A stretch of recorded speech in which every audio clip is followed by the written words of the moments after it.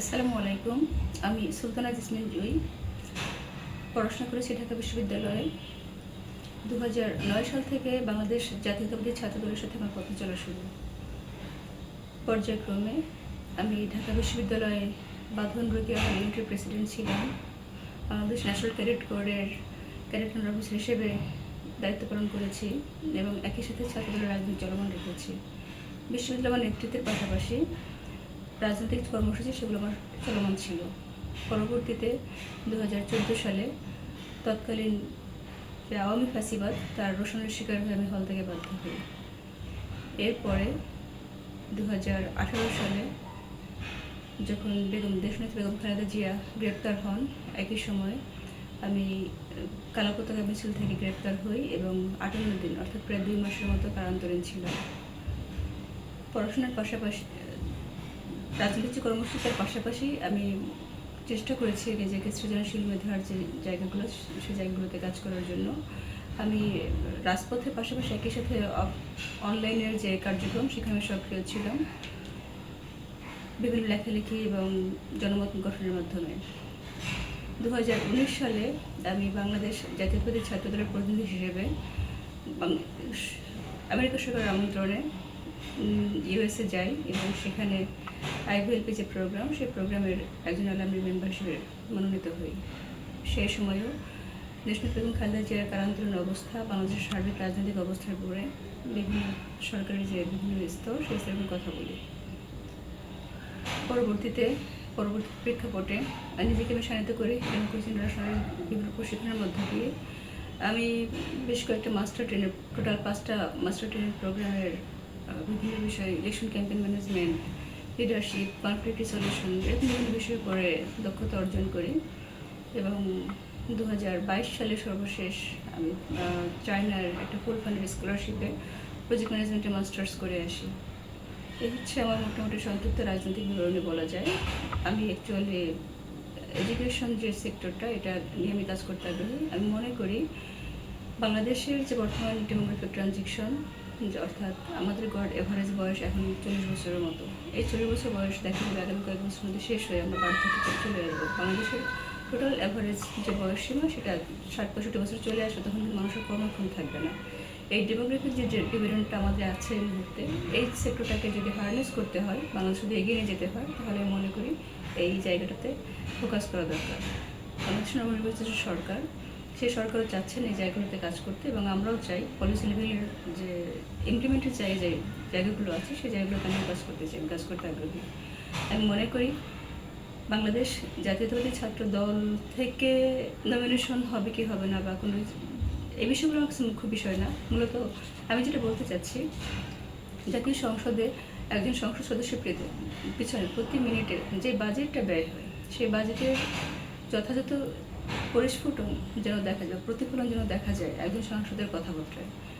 এখানে বিশেষ কোনো ব্যক্তিগত কোনো সুবিধা অসুবিধা বা পছন্দের জায়গাগুলোকে প্রাধান্য না দিয়ে দেশের জন্য যারা ভালো হবে সেই জায়গাগুলোকে গুরুত্ব দিয়ে হচ্ছে এই জায়গাটা নির্ধারণ করা উচিত বলে আমি মনে করি।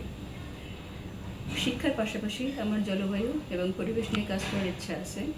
আমরা জানি বাংলাদেশ বর্তমান যে গ্লোবাল ওয়ার্মিং যে চ্যালেঞ্জের মধ্যে দিয়ে যাচ্ছে, সেখানে হচ্ছে আমাদের অনেক কিছু করার আছে এবং খুবই গুরুত্বপূর্ণ সেই ধাপগুলো। আমি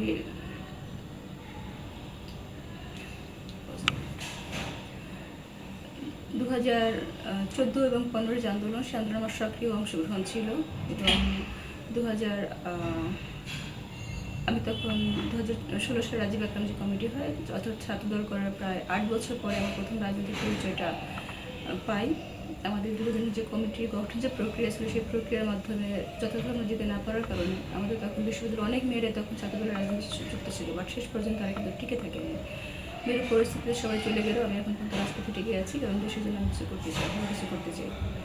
একই ধারাবাহিকতায় আমি 2019 সালে যে ছাত্রদলের যে গঠনতন্ত্রের 6ষ্ঠ জাতীয় কাউন্সিল হয়, সেই কাউন্সিলে আমি সভাপতি তালিকা প্রণয়ন সহ সেই কাউন্সিলের সক্রিয় ভূমিকা পালন করি এবং তৎকালীন নির্বাচিত খোকন সমাজ যে কমিটি, সেই কমিটির 7 সদস্যের কমিটিতে আমি এজিএস হিসেবে সম্মানিত হই এবং আমাকে খুলনা ডিভিশনের দায়িত্ব দেওয়া হয়। খুলনা ডিভিশন যখন দায়িত্ব পালন করি তখন সেই সময় হচ্ছে আমি অত্যন্ত সততার সাথে এবং দক্ষতার সাথে সাংগঠনিক কার্যক্রম পরিচালনা করি। খুলনা ডিভিশনে প্রায় প্রত্যেকটি উপজেলাতে আমার পায়ের ছাপ রয়েছে। আপনারা হয়তো সেখানে কথা বলে জানতে পারবেন যে ওখানে আমার রেপুটেশন কতটুকু ভালো ছিল। বিভিন্ন বাণিজ্যের বাইরে গিয়ে দলের জন্য যারা ডেডিকেটেড, যারা দলের জন্য উপকারী, এমন কর্মীদেরকেই আমরা আমাদের কমিটিতে অন্তর্ভুক্ত করার চেষ্টা করেছি। 2000 এর পরবর্তীতে 2000 সম্প্রতি জাতীয় সংসদ নির্বাচন হয়। সেই সংসদ নির্বাচনের পরে অনুষ্ঠানের উপলক্ষে আমি সারা দেশে যে 300 যে আসন বাংলাদেশের 2008-এর নির্বাচনগুলোতে আমাকে কীভাবে প্রভাবিত করা হয়েছিল সেই ফলাফল আমরা একটা গবেষণা করি, সেকেন্ডারি রিসার্চ। এবং তার পরবর্তীতে আমি ঢাকা 17 সহ বেশ কয়েকটা আসনে স্বাধীনভাবে আমরা আমাদের মতো করে সেলফ ফান্ডে এবং কোনো কোনো ক্ষেত্রে পার্শিয়াল ফান্ডে আমরা বেশ কয়েকটা জায়গায় রিসার্চ কন্ডাক্ট করি, আমি এবং আমার টিম,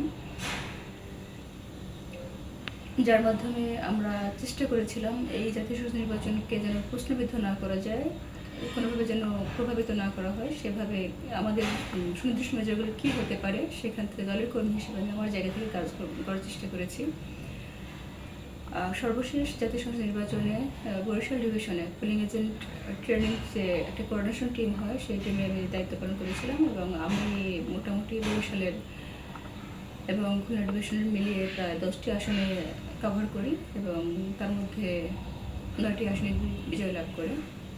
বাংলাদেশ জাতীয় সংসদে সেই সব প্রতিনিধি থাকা উচিত যে যারা আনুপাতিক হারে নির্বাচিত হবে এবং যারা সংশোধনের যোগ্য, বাংলাদেশের মানুষজনের কথা বলতে পারবে এবং এই যে পলিসি, সরকারের যে পলিসিগুলো তারা সেটা বুঝতে পারবে এবং সেই পলিসিগুলো যথাযথভাবে ইমপ্লিমেন্ট করতে পারবে। সংসদ কোনো রঙ্গশালা নয়, সংসদ জনগণের ট্যাক্সের টাকায় চলে এবং সেই ট্যাক্সের টাকার যে প্রতিফলন সেই প্রতিফলনটা নিশ্চিত করার জন্য আমি কাজ করতে চাই।